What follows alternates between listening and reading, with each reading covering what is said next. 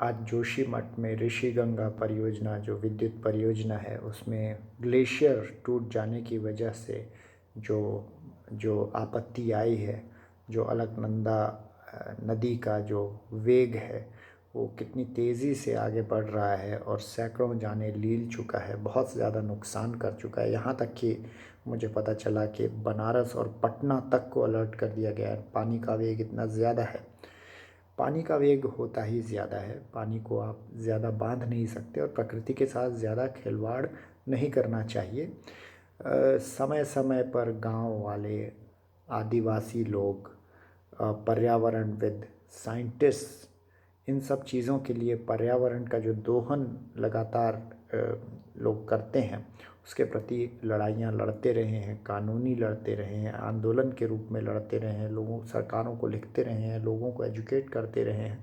लेकिन कहीं ना कहीं जो विकास की अंधी दौड़ है या हम कहें कि ग्रीड है वो हावी हो जाती है और इमीडिएट बेनिफिट जो मिलने वाले होते हैं लोग उसके आगे जो लॉन्ग टर्म के जो जो साइड इफ़ेक्ट्स हैं उसको इग्नोर कर देते हैं। लेकिन साइड इफ़ेक्ट्स जनरली बहुत ज़्यादा तगड़े होते हैं। उत्तराखंड की ही बात करें तो जो टिहरी बांध परियोजना में वहाँ पर कभी कोर्ट ऑर्डर दे रहा है, कभी बांध की ऊंचाई बढ़ाई जा रही है, फिर उसको घटाया जा रहा है। बहुत से लोगों ने, पर्यावरणविदों ने इसके खिलाफ कितने आंदोलन किए, लेकिन मतलब कोर्ट भी कोर्ट की क्या आगे औकात हस्ती है अगर प्रकृति अपने पे आ जाए तो। हमने of course Uttarakhand flash floods देखी, केदारनाथ में जो हुआ था, और उसकी हमने विभीषिका पूरे मुल्क ने देखी। अ, हमने स्वामी निगमानंद जिन्होंने 100 से अधिक दिन तक भूख हड़ताल की, माँ गंगा की सफाई के बारे में, उसके इर्द गिर्द चल रहे इलीगल क्रैशर्स जो कि भारतीय जनता पार्टी और कांग्रेस के नेताओं और मंत्रियों द्वारा चलाए जा रहे थे उन दिनों, उन उसके विरोध में उन्होंने उन्होंने उन्होंने ये मांग की थी कि माँ गंगा का जो ये दोहन है, जो उसके रिवर बेड का, रिवर बेसिन का, उसके पत्थरों का, वो दोहन बंद किया जाए। लेकिन राजनेताओं ने एक न सुनी। स्वामी निगमानंद को आई थिंक 136 डेज तक अनशन रखने के बाद मृत्यु मिली। हमने देखा प्रोफेसर जी.डी. अग्रवाल जो कि स्वामी सहजानंद भी कहे जाते हैं, उन्होंने अपने प्राण त्याग दिए। नितिन गडकरी को लिखा, नरेंद्र मोदी को लिखा। आईआईटी के प्रोफेसर थे प्रोफेसर जी.डी. अग्रवाल, इतने जाने माने साइंटिस्ट थे। उसके बाद वो पर्यावरणविद थे, अपने आप को माँ गंगा का सुपुत्र कहते थे। किसी ने उनकी नहीं सुनी और अंत में उन्हें भी मृत्यु मिली। हमने देखा कि सुंदरलाल बहुगुणा जी ने जो वातावरण को बचाने के लिए, जंगलों को बचाने के लिए, नदियों को बचाने के लिए कितने लंबे समय संघर्ष किया है। लेकिन आज 2013 में ये रिपोर्ट कहती है कि 80 के तकरीबन इस प्रकार के प्रोजेक्ट चल रहे हैं उत्तराखंड अकेले, एक छोटे से राज्य में, जो कि कहीं ना कहीं पर्यावरण को बहुत भारी नुकसान पहुंचा रहे हैं। हमने देखा कि कुछ साल पहले जो चेन्नई में बाढ़ आई थी, आपको याद होगा, उसके पीछे भी कारण यही था कि जो चेन्नई में वाटर बॉडीज़ हैं उनका इंक्रोचमेंट हो गया था। वाटर बॉडीज़ को उनको मिट्टी से पाट कर और आर्टिफिशियली लैंड क्रिएट कर दिया गया था। चेन्नई में ज़मीन बहुत महंगी है, इसलिए होड़ बहुत।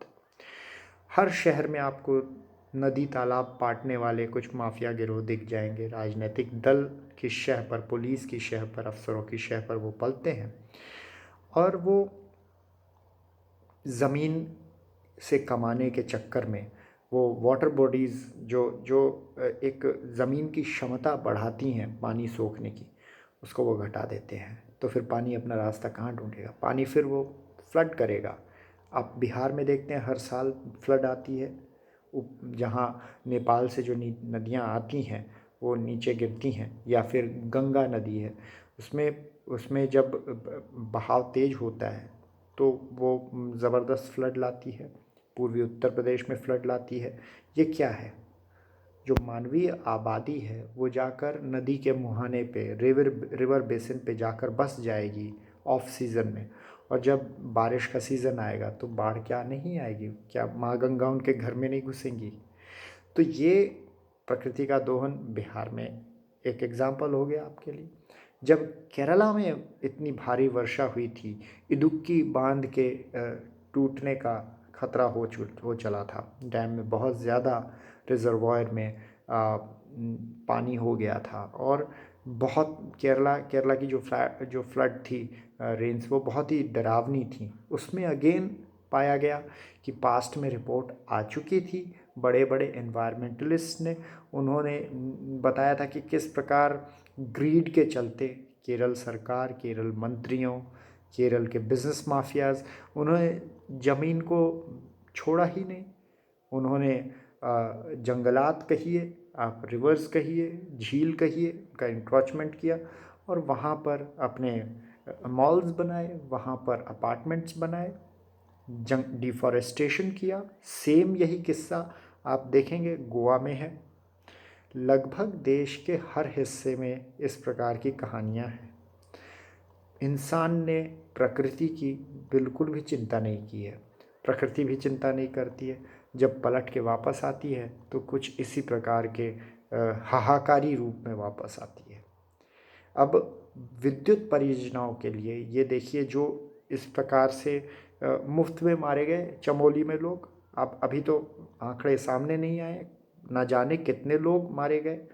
अब इससे जो विद्युत पैदा होने वाली है, जो बिजली पैदा होने वाली है, ध्यान दीजिए 1 फरवरी को जो निर्मला सीतारमन ने जो बजट पेश किया, उसमें क्या है? पावर ट्रांसमिशन लाइंस का प्राइवेटाइजेशन, यानी कि विद्युत जो पैदा होगी वो जब ट्रांसमिट की जाएगी, यानी बेसिकली विद्युत का प्राइवेटाइजेशन किया जाएगा। यहाँ पर रिस्क लेंगे देश के गरीब लोग, गांव वाले, पहाड़ों पर रहने वाले, वो लोग रिस्क लेंगे। यदि बांध टूट वगैरह गया तो जान से हाथ वो धोएंगे, अपने घरों को वो खोएंगे। लेकिन जो बिजली बेचकर कमाएंगी प्राइवेट कंपनियां, अदानी, अंबानी और सरकारों के जो निकट रहने वाले पूंजीपति हैं वो। तो आप इस स्केल को समझिए कि किस प्रकार से जो घाटा है, जो लॉस है, वो एक आम आदमी का है, किसी भी तरह से आपका है, हमारा है, और जो प्रॉफिट है वो सेठ जी का है। अडानी का घर घाटी में नहीं है, अंबानी का घर भी घाटी में नहीं है। घाटी में उन लोगों के घर हैं जिनको आप जानते भी नहीं हैं, जो शायद उस जगह से बाहर ही नहीं निकल पाते हैं। अपनी रोज़ी रोटी कमाने की जद्दोजहद में वो दिन रात लगे रहते हैं, लकड़ियाँ बीनते हैं, खेती करते हैं, थोड़ा बहुत कमा कर किसी तरह गुजारा करते हैं, हैंड टू माउथ लाइफ जीते हैं। अगर कोई एक्सीडेंट होता है तो लाइफ वो खोते हैं। ना तो गौतम अदानी को, न मुकेश अंबानी को, न किसी टाटा बिरला रुइया को कोई फ़र्क पड़ने वाला है।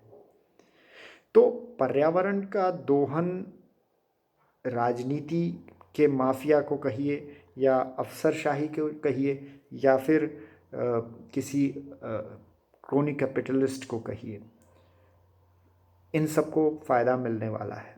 तो जनता को ये ध्यान देना चाहिए कि एनवायरमेंटल जो इश्यूज़ हैं उस पर भी थोड़ा जाग जाए। आज दक्षिण गुजरात को लीजिए आप, देश के सबसे ज़्यादा पोल्यूटेड इलाके में से आता है। जो वापी का इलाका है वलसाड के ज़िले में, हाईली इंडस्ट्रियलाइज जोन है।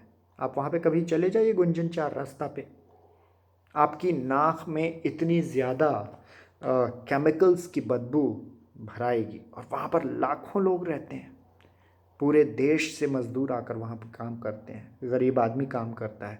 वहाँ का पानी पोल्यूटेड है बुरी तरह से, हवा में जहर है, आँखें आपकी जलने लगेंगी, बगैर किसी ट्रैफिक के जलने लगेंगी। ये हालत है। क्यों? क्योंकि गुजरात सरकार ने, नरेंद्र मोदी की जो गुजरात सरकार थी, उन्होंने इंडस्ट्रियलाइजेशन करने के चक्कर में ताबड़तोड़ वहाँ पर परमिट्स दिए, वहाँ पे जो रिवर बह रही है उस रिवर को बुरी तरह से पॉल्यूटेड कर दिया। तो ये ताबड़तोड़ परमिट्स दिए जाना बगैर किसी एनवायरमेंटल चेक के, अल्टीमेटली तो ये पलट के वापस आएगा। जो जोशीमठ में हुआ ये कोई हैरानी की बात नहीं है, ऐसे ये तो बहुत कम है। अब कुडनकोलम में आप देखिए तमिलनाडु में जो न्यूक्लियर रिएक्टर बनाया गया उसके अगेंस्ट कितने ज़्यादा वहाँ के मछुआरा समुदाय ने, जो एंटी एटॉमिक एनर्जी एक्टिविस्ट्स हैं उन लोगों ने, जैसे डॉक्टर डी उदय कुमार हैं, लोगों ने कितना प्रोटेस्ट किया। लेकिन अंत में उसे भाई अमेरिका से मदद मिल रही थी, ओबामा साहब ने टेक्नोलॉजी लेकर आए, भाई वो डालना ही था। बड़े देशों ने, फ्रांस है, अमेरिका है, उन्होंने अपनी जो पुरानी तकनीक थी जिसको वो खुद अबंडन कर चुके हैं वो आपको बेच दी। आपने बड़े खुशी खुशी ख़रीद ली कि न्यूक्लियर पावर है, जब तक चल रहा है बिजली मिल रही है, पूंजीपति अपने कारखाने चला रहे हैं, गरीब आदमी को बेच रहे हैं, आपको हमें महंगे दामों पर बिजली बेच रहे हैं। लेकिन अगर कहीं खुदा न खास्ता कोई एक्सीडेंट होता है तो ये सब दूर बैठे हैं, किसी का घर कुदनकुलम के पास नहीं है, ये सब दूर बैठे हैं, दे आर वेरी सेफ। तो आइए, जो वक्त आ गया है कि पर्यावरण के मुद्दों पर थोड़ा जागृत हो जाएं और थोड़ा कम में जीना सीखें, थोड़ा होशियारी से जीना सीखें, अपने जल जंगल ज़मीन को बचाएं। ये बहुत ज़रूरी है। अगर हम आज अपना नहीं बचा पाए तो हमारे बच्चे कल नहीं देख पाएंगे।